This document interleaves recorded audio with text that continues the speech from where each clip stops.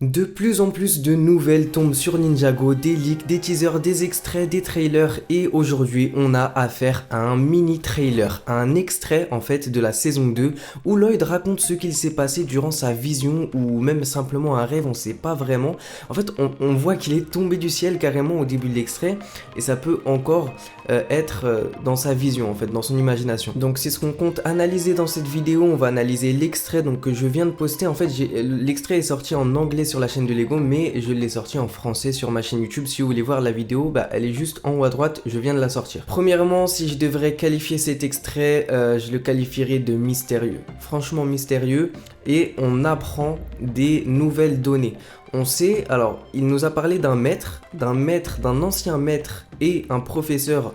Je ne sais pas vraiment si c'est la même personne dont il parle parce que ses pensées étaient vraiment désordonnées au moment où il en a parlé à Arin et Sora. Mais il y a un ancien maître qui pourra leur apprendre à combattre le Shatter Spin. Donc il y a aussi une porte en métal dont il nous parle, une porte en métal dans un endroit. Est-ce que c'est dans un autre royaume comme Chima ou simplement The Wildness peut-être, parce qu'on ne sait pas encore si on verra réellement Chima ou simplement The Wildness qui est soit l'appellation de Chima dans Ninjago ou un endroit de Chima. On ne sait pas encore, mais c'est quand même incroyable d'avoir appris ça aujourd'hui. Aujourd'hui, je vous rappelle, on est le 21 février. Voilà, le 21 février, on a eu cet extrait qui est sorti et Lloyd revenait directement d'une vision. Est-ce que c'était un rêve où il y a une vision ou simplement une vision? Alors, comme dans les derniers épisodes, dans l'un des derniers épisodes de la saison 1 où il a eu sa première vision, avec le dragon source qui lui a boosté son pouvoir élémentaire, ou alors c'était simplement un rêve.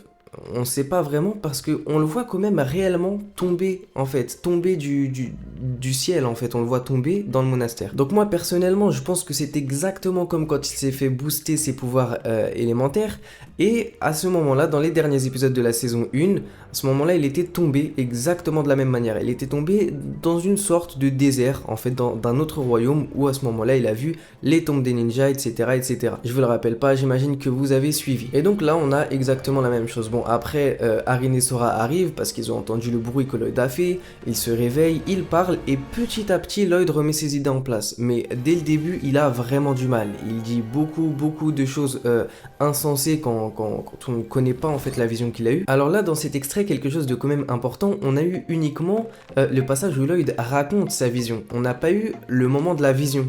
Parce que faut savoir que dans la saison 2, c'est un épisode de la saison 2, on verra sa vision. Mais là, Lego ont voulu nous hype, nous donner envie, donc ils nous ont mis le moment uniquement où il raconte sa vision.